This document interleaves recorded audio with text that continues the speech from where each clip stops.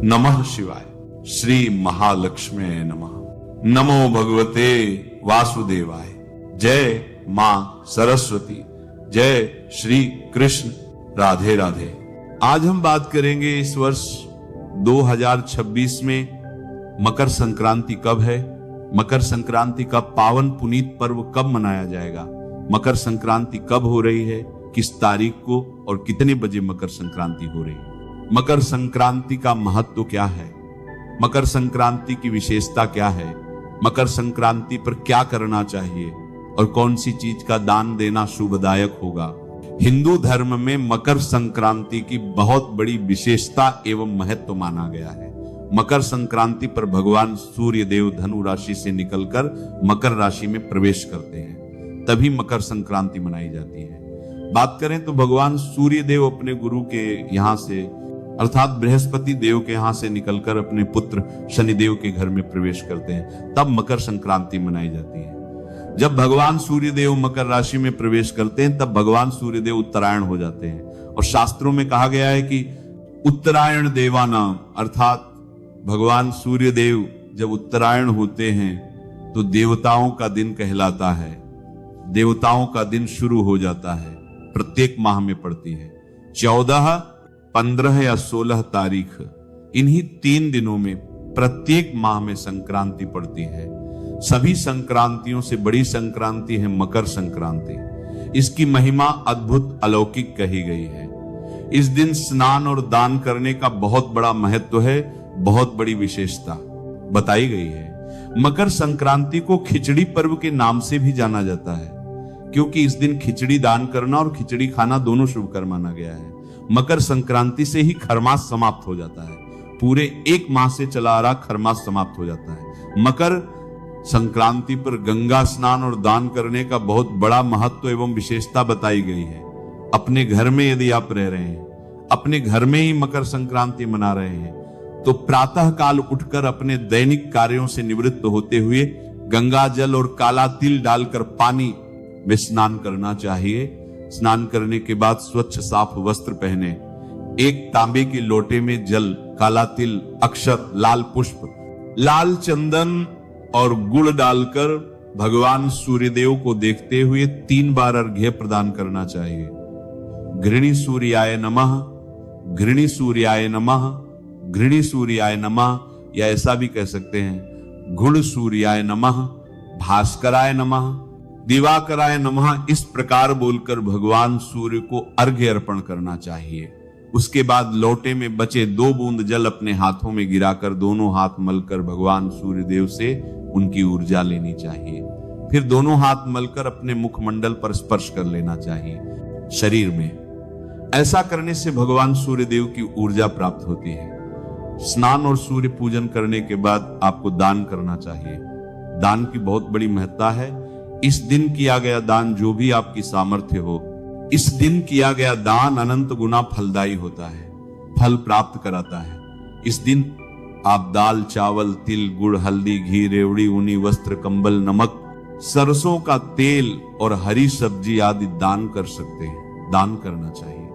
पक्षियों को दाना खिलाना चाहिए, गायों को हरा चारा खिलाना चाहिए। उसके बाद आपको खिचड़ी खाना चाहिए। खिचड़ी खाने का बहुत बड़ा महत्व है। यदि आप ऐसा करते हैं तो भगवान सूर्यदेव और भगवान शनिदेव की विशेष कृपा प्राप्त होती है। और कहा गया है कि सूर्य दोष अगर कुंडली में है या व्यक्ति पर सूर्य का दोष है, शनि का दोष है, दरिद्रता और रोग नाश के लिए यह सबसे उत्तम पर्व माना गया है। सूर्यदेव और शनिदेव की सतत स्वतः आशीर्वाद प्राप्त होता है। खिचड़ी पर्व स्नान, दान और खिचड़ी खाने का बहुत बड़ा महत्व है, बहुत बड़ी विशेषता है। कहा गया है कि एक तिल दान करने से हजारों युगों का भगवान का सतत लोक प्राप्त होता है। इसलिए तिल का दान और खिचड़ी दान की बहुत बड़ी विशेषता है। तो जितना हो सके अपने से किसी सुपात्र सुयोग्य ब्राह्मण को दान करना चाहिए, वह भी दक्षिणा के साथ दान करना चाहिए। आइए जानते हैं साल 2026 में मकर संक्रांति की सही तारीख, शुभ मुहूर्त, पूजा विधि और इस दिन क्या शुभ योग बनेंगे। मकर संक्रांति 2026 शुभ मुहूर्त, साल 2026 में मकर संक्रांति का पर्व 14 जनवरी बुधवार को मनाया जाएगा। संक्रांति पुण्य काल मुहूर्त होगा 14 जनवरी सायं 3:13 से सायं 5:45 तक। संक्रांति महापुण्य काल मुहूर्त होगा 14 जनवरी सायं 3:13 से सायं 4:58 तक। मकर संक्रांति स्नान दान मुहूर्त होगा प्रातः काल 9:03 से सायं 5:46 तक। स्नान दान ब्रह्म मुहूर्त होगा प्रातः काल 5:27 से प्रातः काल 6:21 तक।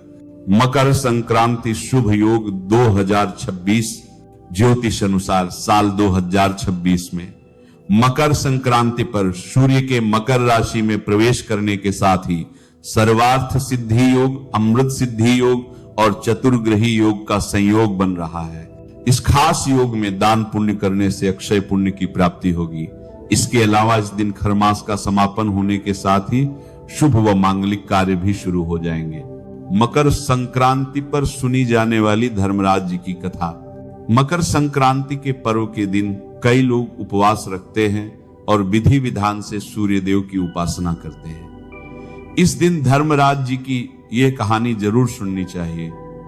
एक समय की बात है जब पृथ्वी लोक पर बब्रू वाहन नाम का एक राजा हुआ करता था। उसके राज्य में किसी चीज की कोई कमी नहीं थी।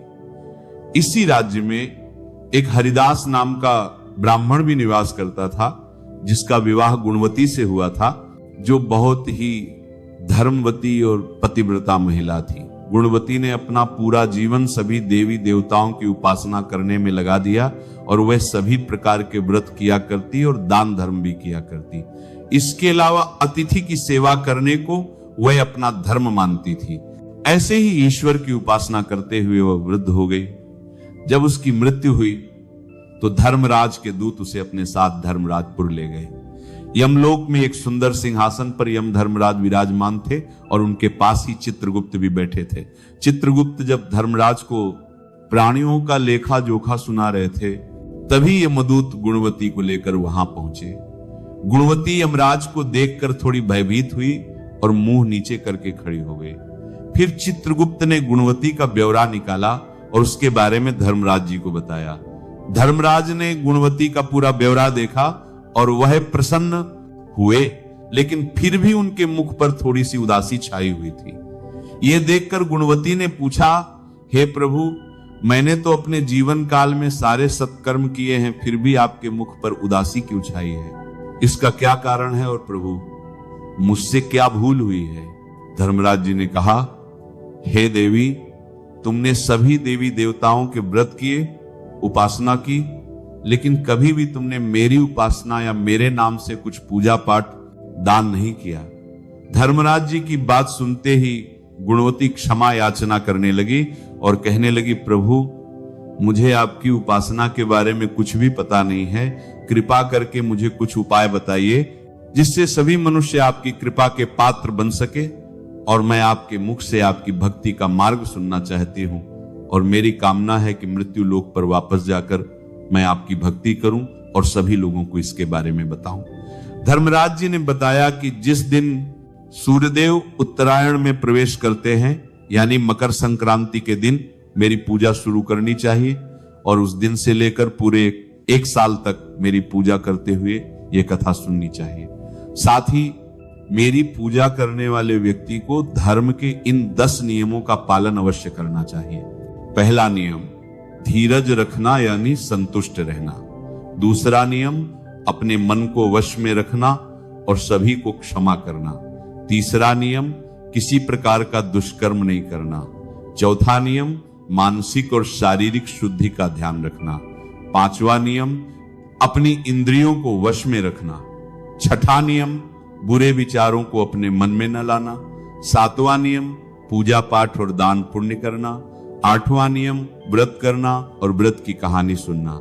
नौवां नियम, सच बोलना और सभी से अच्छा और सच्चा व्यवहार करना।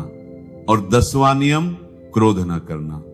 धर्म के इन सभी लक्षणों का पालन करते हुए 1 साल तक मेरी कथा नियम से सुने, दान पुण्य और परोपकार के काम करें और अगली मकर संक्रांति पर इस व्रत का उद्यापन कर दें। इसके बाद मेरी एक मूर्ति बनाकर विधि विधान से प्राण प्रतिष्ठा करवाकर हवन पूजन करें और साथ ही चित्रगुप्त की भी पूजा करें और काले तिल के लड्डू का भोग लगाएं।